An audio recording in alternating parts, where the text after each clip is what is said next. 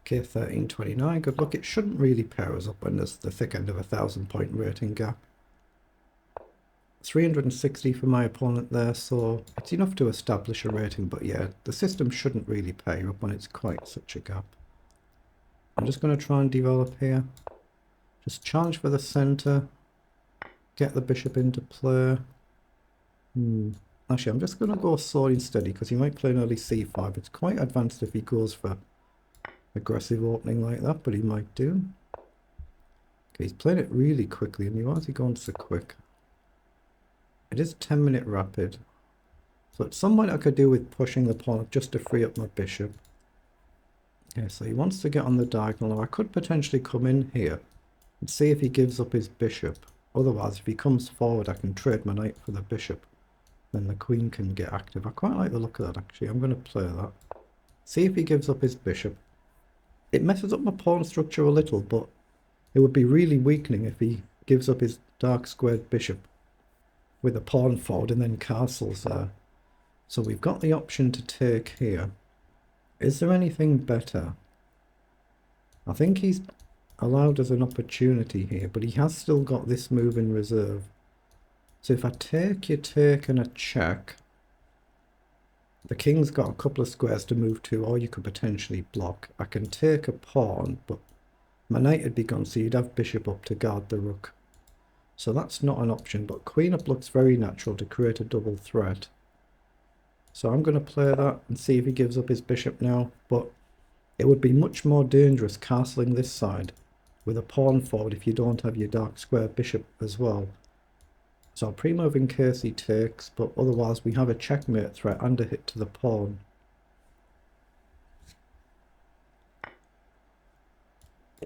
So he has indeed given up. But now he's castled there, it's much more dangerous, and he's still forgotten the fact that there's a loose pawn here. Now he does have bishop up, so he actually gets his bishop onto a very good diagonal, so I still need to think about whether it's worth taking there. I've got knight up with a check threat, but this pawn, very valuable. So here, bishop up is your only real move. It's likely I'll drop the queen back, and then I need to find a way to charge this diagonal, so I'll need another 1, 2, 3 moves before he gets the queen in. But it feels sensible to me. Now the other option is pawn up, which allows my opponent bishop up to put a lot of pressure on, but I'm releasing my bishop then. But I don't think I'm going to get a quick checkmate. So I'm going to take the bait and grab the pawn. Bishop up is his only real move, so he should find it. I mean, you could play knight up and the queen guards the rook, and you can get development done, but the bishop feels much better on this diagonal. That's what he's done. So I'm going to get the queen back, and now in principle, queen back I'd be very happy to trade, or bishop back to go here before the queen gets up. If the knight moves back to look for queen up, I might need to take a move like this. Well, that's kind of what he's doing, what he's aiming for, but I think I'm very happy to trade here. If he goes with a bishop, I'll just simply take.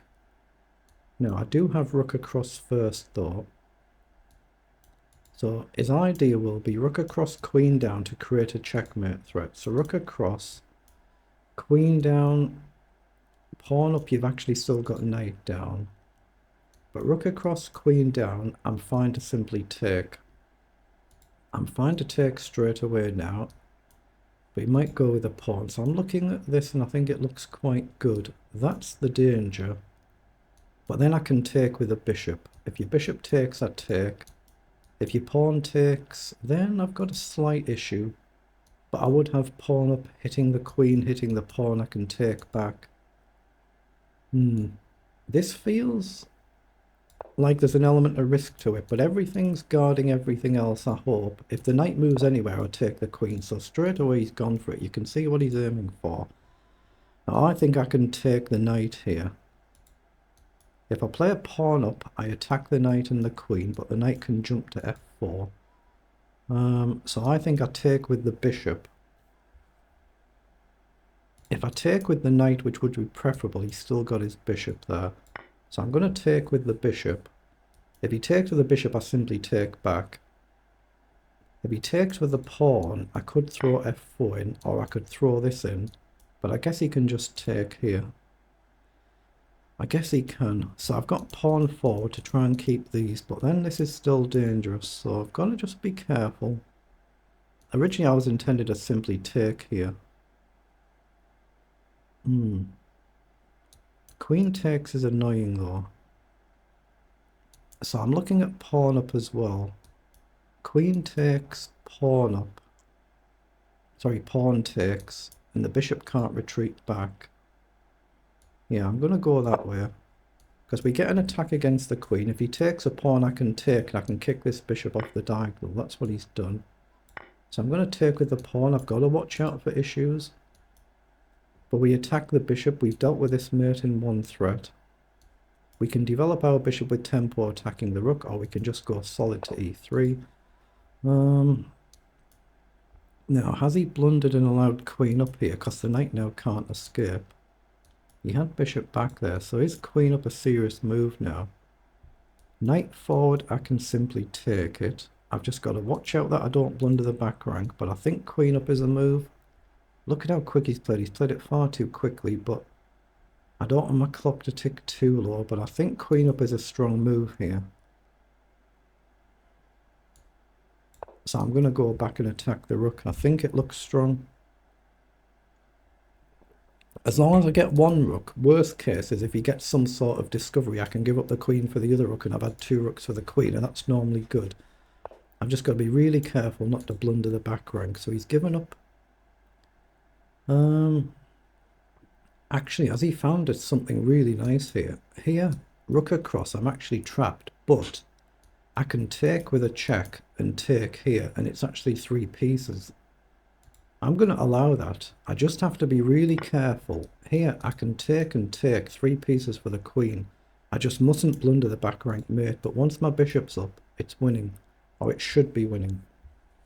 He does have rook across, looks like trapping the queen, but I can take the rook and then take the bishop. If he takes, I simply take. I'd say it's all just about not blundering the back rank checkmate. But bishop e3 looks very strong.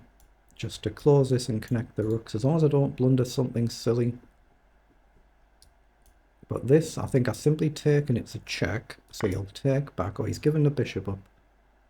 Okay, so now I take, it's just about getting the bishop somewhere so I don't blunder the back rank. If I take here, it's checkmate.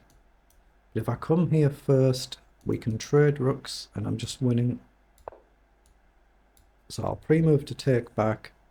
And now I'm up 2 pieces and we've got 5 pawns each, so that should be the worst over, but I'll still have to push a pawn so I don't have that back rank mate risk. It's so easy to do. You're just thinking ahead, you miss a move, you mix your move order up.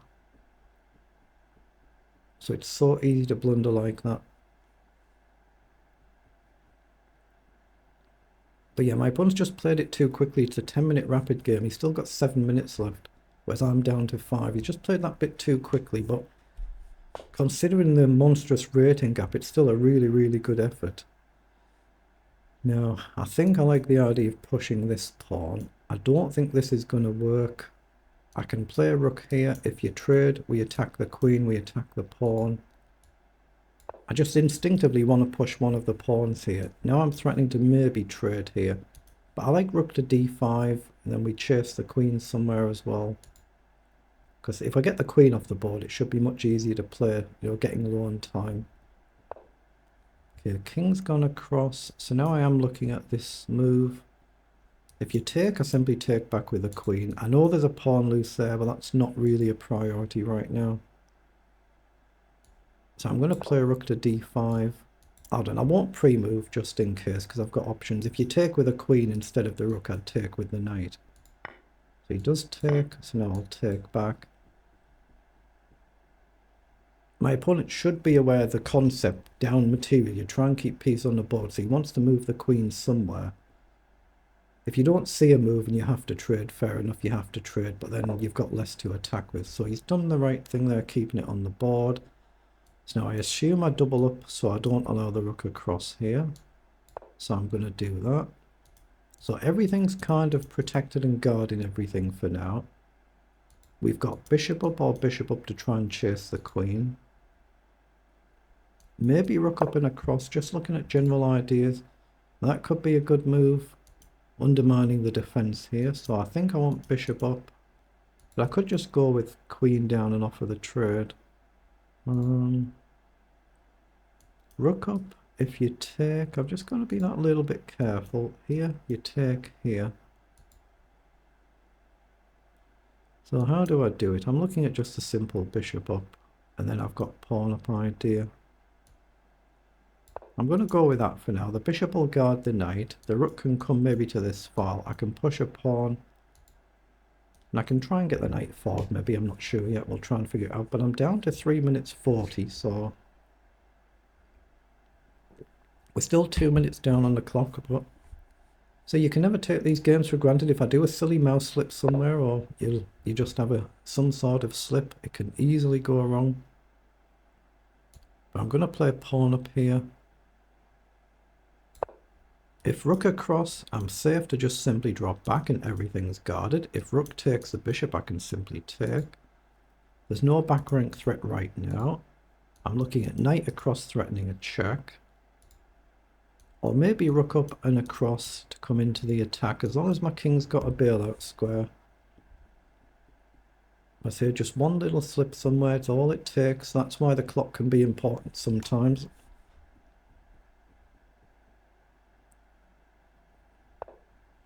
Okay, so he's come around the back, but the knight guards that pawn, so now I can actually take and crash through, and that's going to be a very quick checkmate, isn't it?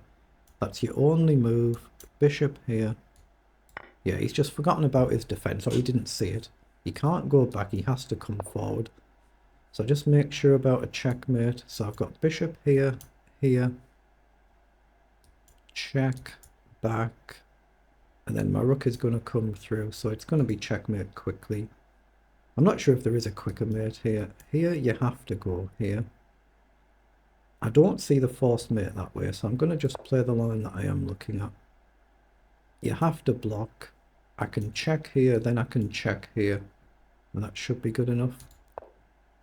So we throw the check in. A check is never a stalemate, of course. Now we come forward with the rook, and now we come in with a checkmate. But considering the monstrous rating gap, it's not a bad effort by my opponent, as it just played a little bit too quickly out of the opening. But not a bad effort at all, and you can see why these games are very risky for anybody where there's a rating gap. You always think that you've got no rating to gain. I'll put it through the engine here. And if it goes wrong, you make a silly blunder somewhere, you lose such a lot of rating points. That's why it's always risky playing low-rated opponents, and you never know until after the game if that rating is legitimate or not, or your opponent turns out to be much higher rated. So, but a comfortable game in the end for me. As you can see, we're better pretty much the whole game. 95% versus 88% accuracy. My 70 pawn lost 20, but again, it was a relatively comfortable game. That's why sometimes these figures can be misleading. When you're playing somebody higher rated, they're normally a lot worse because the games are much more difficult. But yeah, very good effort by my opponent. 88% accuracy there, so good effort, well done.